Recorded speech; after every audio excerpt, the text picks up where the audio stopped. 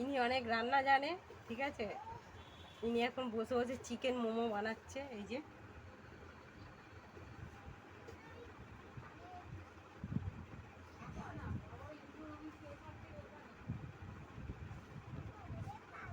ইনি অনেক কিছু জানে, চাইনিজ খাবার।